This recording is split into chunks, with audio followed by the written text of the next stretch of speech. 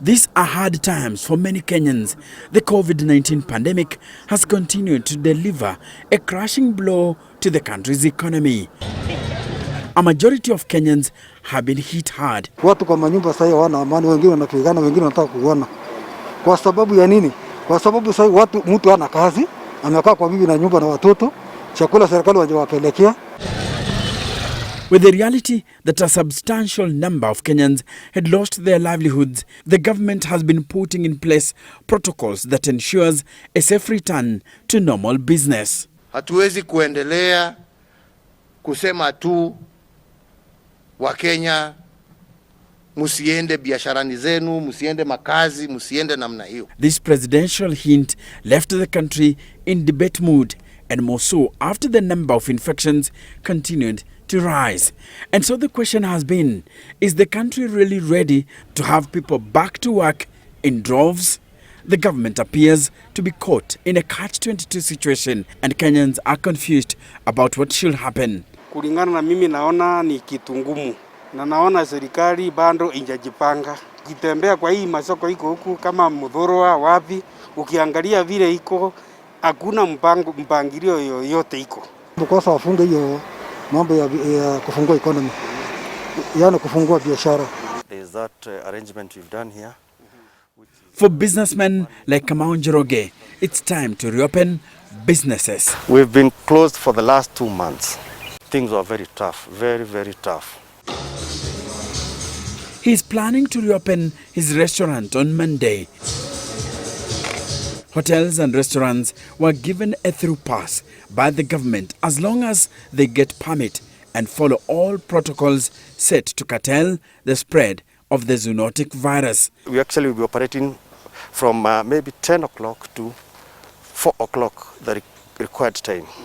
That time doesn't mean that you'll have a full capacity. Because as we start to reopen, Dr. Githinji Gitau, the Chief Executive Officer of AMREF, has been on the front line in the battle against the virus and says gradual reopening of the economy should happen even if numbers keep on rising. Curfews, partial lockdown, restriction of movement, cessation of movement in some areas, all these composite of activities are not meant to stop the virus completely, because the virus will continue until there's a vaccine. We will all get infected. Many of us will get infected. We estimate 60-70% of populations will get infected over time. So the only reason these measures are being taken is not to so that people never get infected. It's so that the rate of infection is low, and those who may develop symptoms and require care are not too many at any one particular time. The fear is that the reopening of businesses could pull many people together, whether in buses, on the streets, in churches or mosques, and that could be fodder for the virus to hit harder and sink further into the population. And then the question shifts to, is Kenya ready to handle a surge in numbers if that happens? I would say halfway there. Number one is that we have enough testing capacity to test enough people to know the spread of the infection. When we started, we didn't even know where the reagents were coming from. Secondly, we have prepared a response system. The government has put together COVID hospitals across the counties, that if the need is there, the people will go. We've seen the county saying we're prepared. So I would say we are not 100% prepared, but we are a long way ahead of where we were when we started. So are we ready then to start reopening? Yes.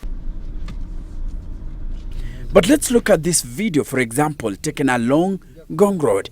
It shows many young men playing together during a time restrictions are still in force. So how does the government expect Kenyans who have defied almost every single directive to be good ambassadors of social distancing when off police eye? Dr. Githinji says the fact is the use of police and restrictions has failed to achieve the desired results, and so the government is targeting the heart of Kenyans. The government is trying to preserve livelihoods by opening up some sectors of the economy. Therefore, that is the give.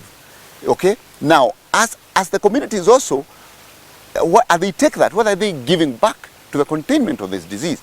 It is got to go down to educating the community so that it's no longer seen as an order from the CAs or an order from the government. It is seen as a personal responsibility.